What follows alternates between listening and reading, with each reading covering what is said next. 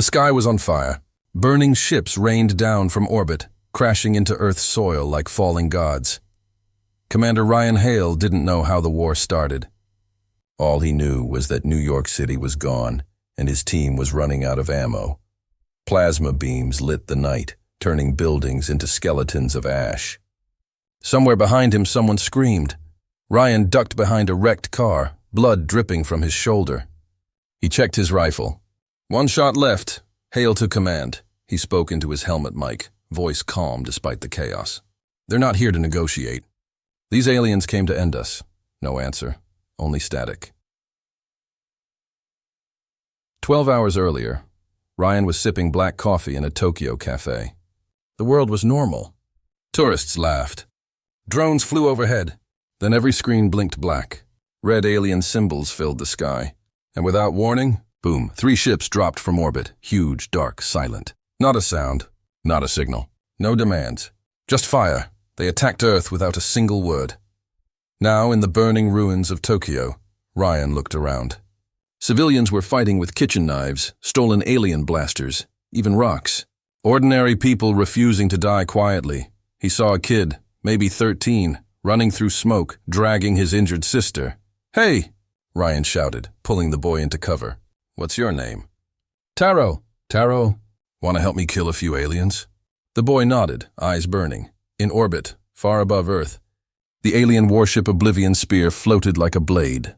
Inside, the Zarkalian High Warlord Varktel watched Earth's chaos unfold. "Why do they fight so hard?" he growled. "They have no shields, no plasma, no ships. They are primitive." A quiet Zarkalian science officer spoke, nervous. "But they're unpredictable, sir. They use their cities like traps.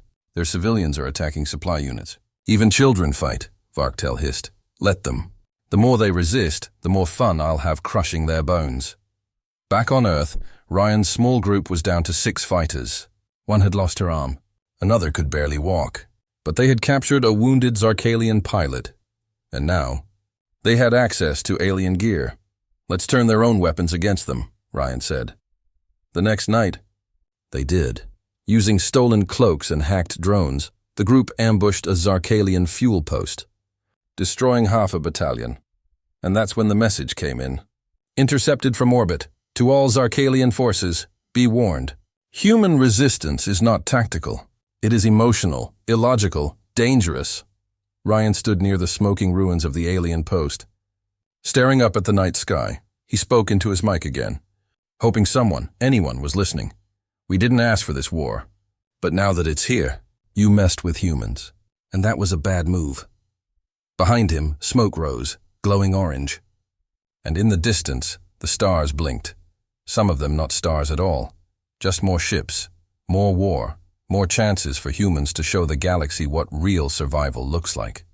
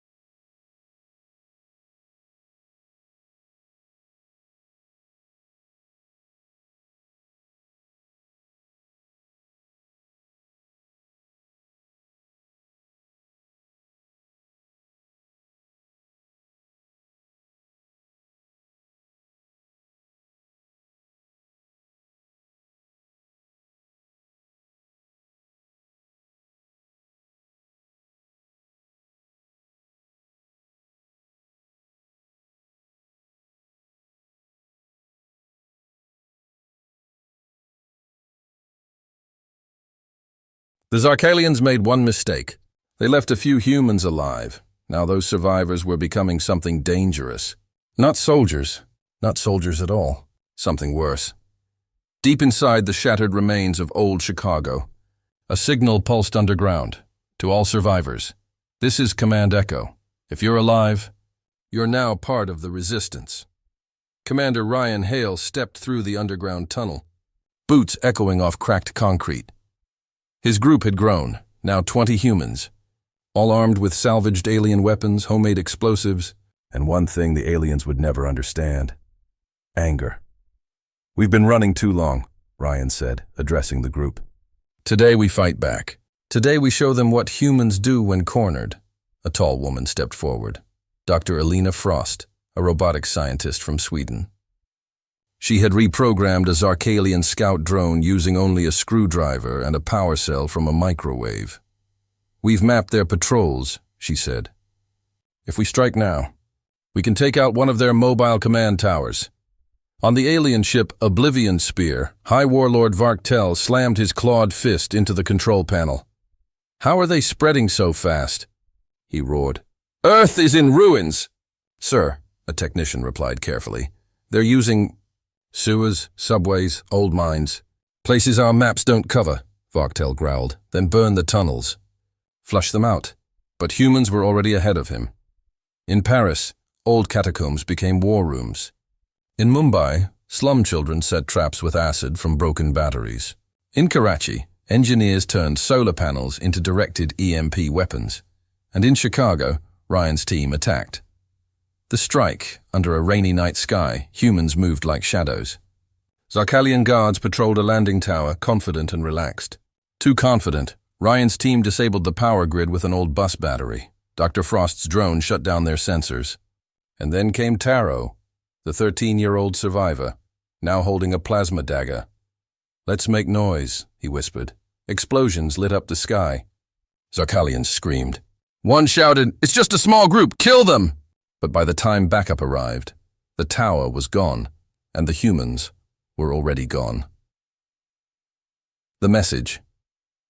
1 hour later, the same destroyed tower was broadcasting a new signal. A human face. "Commander Ryan Hale, we are the Resistance. We are everywhere. You wanted easy victory? You invaded the wrong species." The signal spread fast, to satellites, to alien ships, to other planets watching silently. For the first time in this war, humanity spoke back. Back on Oblivion Spear, Warlord Varktel watched the broadcast in silence. "They do not fear us." "No, sir," his advisor said, trembling. "They hate us." The warlord stared at Earth's burning cities, and for the first time, he felt a chill. Somewhere on Mars, a human outpost received Ryan's signal. A hidden military base deep beneath red soil activated. "Earth is resisting," a soldier whispered. "Should we join?" The commander nodded. "It's time we remind the galaxy what humans are made of." On Earth, inside the Resistance bunker, Ryan stood beside a glowing map of enemy positions. More survivors were arriving every hour. Farmers, cooks, pilots, teachers, kids, ex-criminals, grandparents. "This isn't just a fight," Ryan said. "This is our story now, and we write it in blood, fire, and steel." The Zarkalians had come expecting fear. Instead, they found fire. They found a species that evolved in war, that bonded through pain, that thrived under pressure. They found something they had never met before. Human resistance and the galaxy. The galaxy was watching because Earth was no longer just fighting back. It was winning.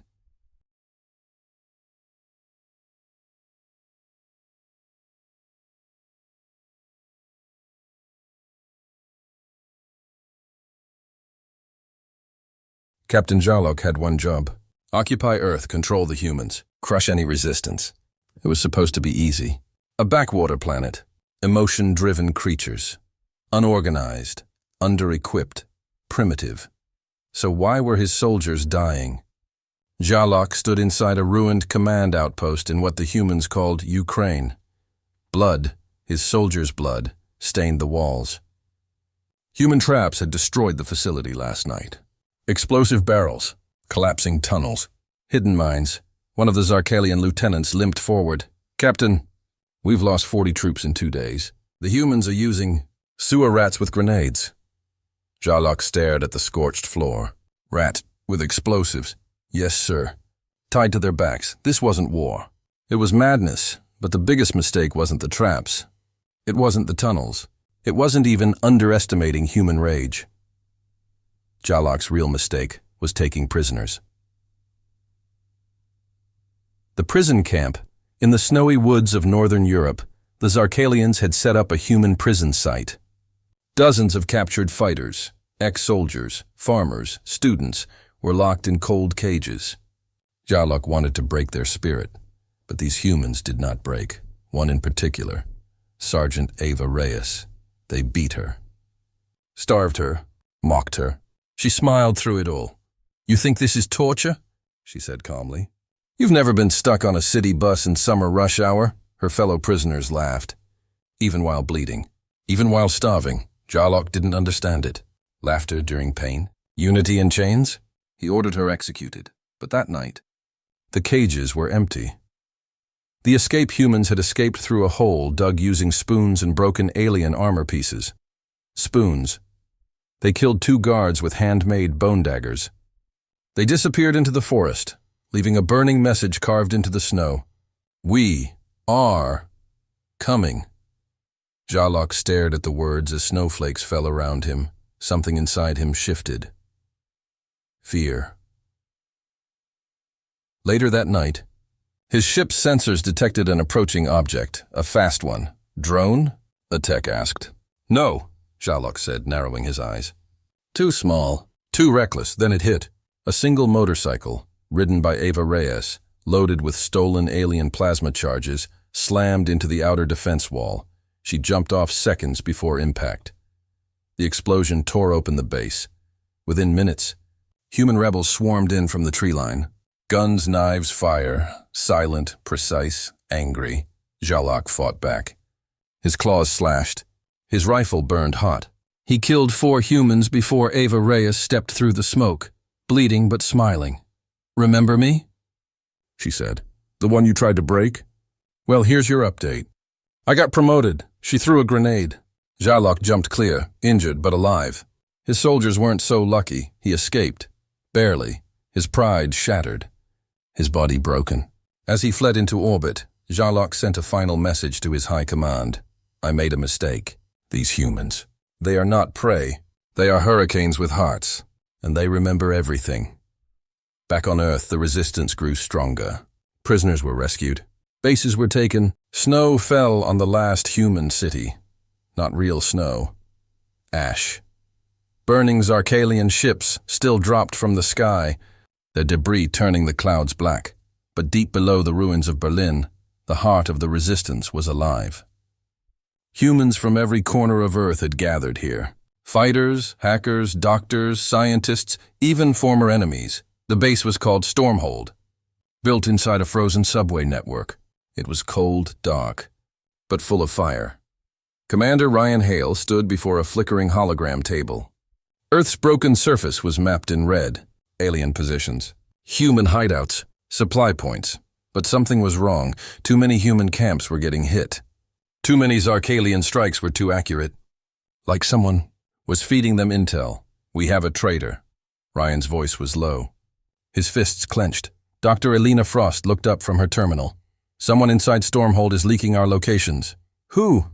asked Ava Reyes. "Don't know," Ryan said. "But we're going to find out." Meanwhile, far above Earth, on the alien command ship Voidspire, High Warlord Varktel watched a live feed. From inside Stormhold, a secret camera. "Hidden in one of the human comm units. Do it now," he growled. "Trigger the betrayal." A Zarkalian officer opened a channel. "Yes, Warlord." "Agent 9 is ready." Back in Stormhold, tension cracked the air like static. People were whispering. Paranoia was spreading. Someone had destroyed food rations. Sabotaged water filters. A child almost died. A medic went missing. The heart of the resistance was turning on itself. Ryan gathered the core team in a sealed chamber. Ava, Dr. Frost, Taro, several unit leaders. "We do this clean," Ryan said. One-on-one scans, private interviews. Lie detection. He didn't trust tech. He trusted instincts. One by one, the interviews began. Then it happened. A power outage, just for 3 minutes. But it was enough. When lights came back, Taro was gone. The 13-year-old fighter. Gone without a trace. No. "No way," Ava said. shaking her head. He's just a kid. Kids make perfect spies, Dr. Frost whispered. They're underestimated, Ryan's heart pounded. He remembered teaching Taro how to hold a blaster. The boy had saved his life once. Could he really be a traitor? Or was someone framing him? A hidden message was found in Taro's bed. One line. Carved into metal, "Don't trust the voices." Ryan stared at it for a long time. Then his expression darkened. "They're not controlling us with weapons," he said. "They're trying to control our minds." The truth came at midnight. Stormhold's deep scanner finally caught a hidden frequency. Low pulse. Constant. Alien. It wasn't hacking. It was whispering. Zarkalian tech had been broadcasting subliminal audio, barely audible, making people paranoid, afraid, angry. It wasn't just betrayal. It was psychological war. They wanted us to tear ourselves apart, Dr. Frost whispered. Without firing a single shot, suddenly the base shook. Boom, boom, boom, missile impacts. They're here! A soldier screamed. Zarkalian dropships inbound. The timing was perfect. They had found Stormhold. Just as its heart had begun to crack, Ryan looked at the message again. Don't trust the voices. Then he realized something. Taro didn't betray us. He sacrificed himself. He led them away. To keep us safe. Ava's eyes filled with tears. That little punk, she whispered. He saved us again. Above the chaos, Varktel watched the base get bombed. End them, he said. Destroy their heart, and the rest will die in time. But he was wrong. Because as the flames rose, a new message went out. To all humans. The heart of the resistance is not a base. It's every one of us. If we bleed together. But we never break. Stormhold fell. But the resistance didn't, it spread. Like wildfire, like fury. Like something alien minds still couldn't understand. Hope. The girl was only 9 years old. She stood barefoot in the ruins of Stormhold, ash in her hair, blood on her hands, and her eyes glowing with something. Wrong. The Zarkalian scout raised its rifle. Surrender, human.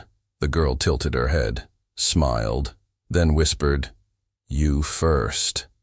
The scout didn't have time to react. She moved like lightning, bones cracking, eyes glowing brighter. In less than 4 seconds, the alien was in pieces. Something had changed. 2 weeks earlier. After Stormhold's fall, Ryan Hale, Ava Reyes, and Dr. Alina Frost regrouped in an abandoned Arctic facility once used for deep-sea gene editing. Here, beneath the frozen ocean, Project Revenant had remained secret for decades until now. They pushed us too far, Dr. Frost said, standing beside a containment chamber. So now we push back, harder, the chamber hissed open. Inside stood the girl, pale, silent, barefoot. Her name was Nova. She was born during Earth's first war with alien raiders. Her mother died in childbirth. Her father was part of a secret defense project, splicing alien DNA into human embryos to survive hostile worlds. Nova was the only success. Is she even human? Ryan asked. Dr. Frost didn't answer. She's angry, Ava whispered. I can feel it. She's ready, Frost replied. In the weeks after Stormhold's fall, Zarkalian ground forces began to disappear. Scout teams stopped reporting. Supply convoys were found ripped open. Blood everywhere. No survivors. One name kept appearing in intercepted messages. The Phantom Child. The weapon of grief. The one who hunts alone.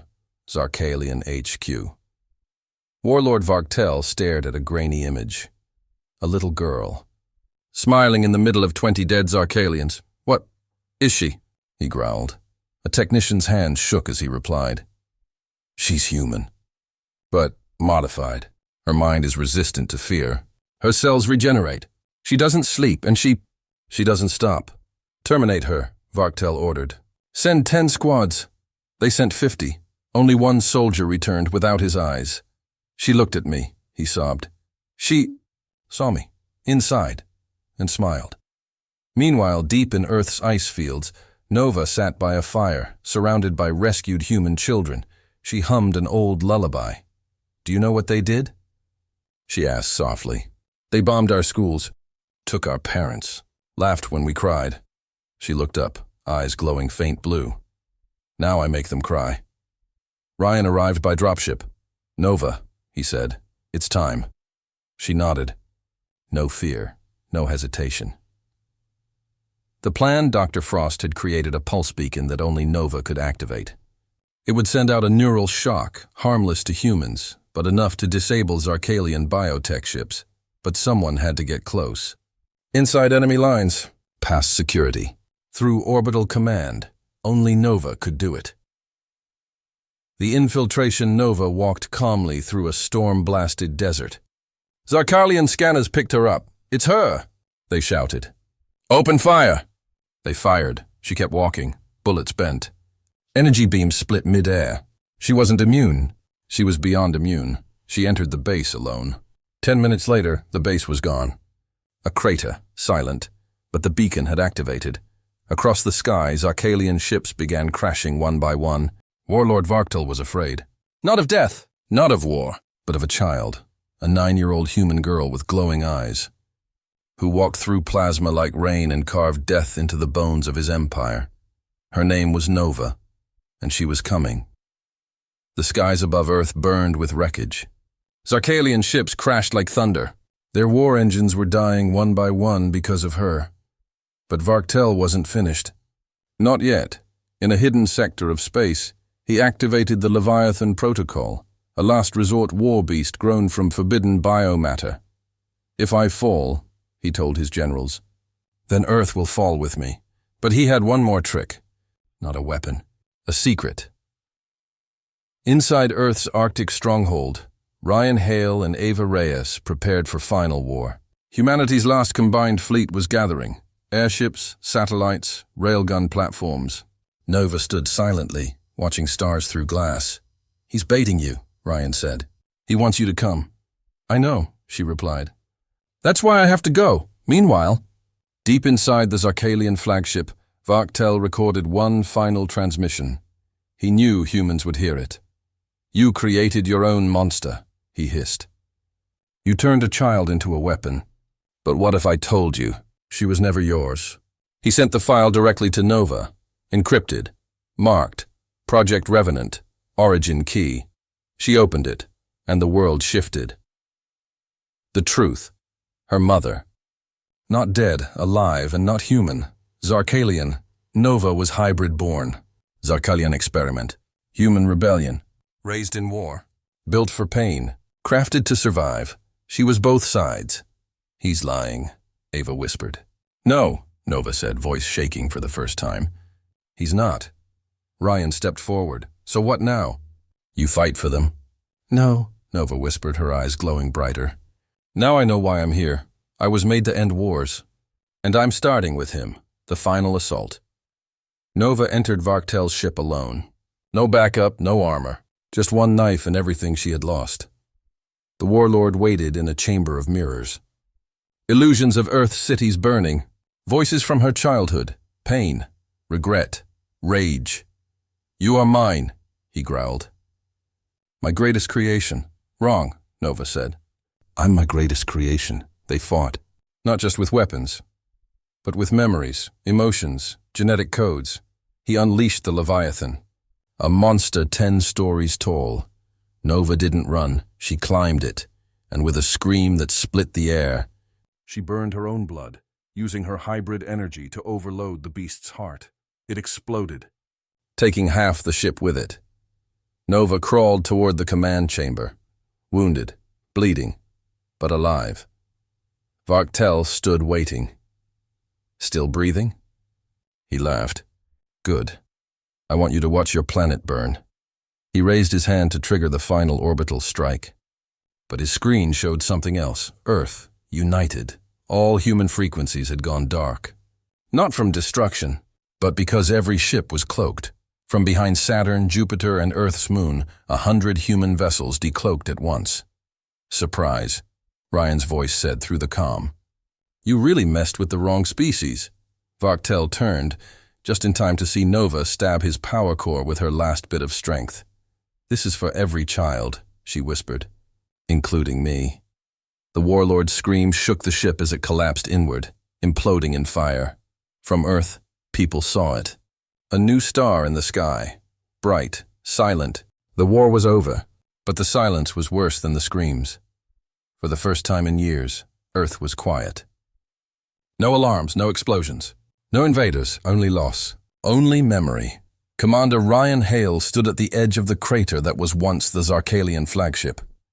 His armor cracked, his body scarred, but he was alive. Next to him, Ava Reyes stared at the stars. "Do you think she's gone?" she asked. "No," Ryan whispered. "Nova doesn't go, she just waits." 3 weeks later, far beneath the ice caps of Antarctica, a heartbeat flickered in an underground medical pod. Weak, rhythmic, not human. Not alien, something in between. Nova opened her eyes. She remembered the pain, the fire, the warlord's scream, the explosion, and then nothing. Until now. Dr. Elena Frost stood beside her. "You shouldn't be alive," she whispered. "Your body rebuilt itself using Zarkalian tech and human memory tissue. You're something new." Nova looked at her hands. They glowed with soft light. Her scars were gone, but her sadness remained. "Where's the war?" she asked. "Over," Frost replied. "We won. Because of you. But victory came with a price. Over 2 billion humans had died. Whole cities gone. Oceans burned. Skies poisoned. The earth was healing, slowly. But its people were lost in grief, and they had one question. What now?" Nova walked through New Berlin, a city rising from ruins. Everywhere she went, people stared. Some in awe, some in fear. "That's her," someone whispered. "The weapon child. The Ender. The ghost." Nova didn't react. She didn't want to be famous. She just wanted to feel human. At the Earth Alliance summit, world leaders gathered. Aliens too, new ones. Zarkalian survivors, other species. Even enemies, they all came. To meet the girl who ended the war, a silver-skinned ambassador spoke. "Your power is beyond any species. We would offer you a seat among the stars. Let Nova represent Earth to the galaxy." Ryan, sitting behind Nova, leaned forward. "You don't owe them anything," he whispered. "You already gave more than any soldier ever could." Nova closed her eyes, and for the first time, she spoke not as a weapon, not as a child, but as something new. "You called me a weapon. You used me to win. But I was never just made for war." She looked at the crowd. "I was made for something else. To show what happens when you corner a broken world. To remind you all, humans may bend, but they don't break." She turned to the Earth leaders. "The war is over. I'm not staying. I need time to find out who I really am." She left Earth that night, in a quiet one-pilot ship. No destination. No plan, just space. Ava watched from the platform. "Where do you think she'll go?" "Somewhere quiet," Ryan said. "Somewhere peaceful. Maybe for the first time in her life." In deep space, Nova sat alone, drifting past red stars and silent moons. She opened a box Ryan had left for her. Inside was a single note. "You were never a weapon. You were our last hope, and you became our best miracle." "Humanity," Nova smiled. "Not for war. Not for glory, just a soft, small smile. Because finally, she had earned her reward, not medals. Not fame, but peace.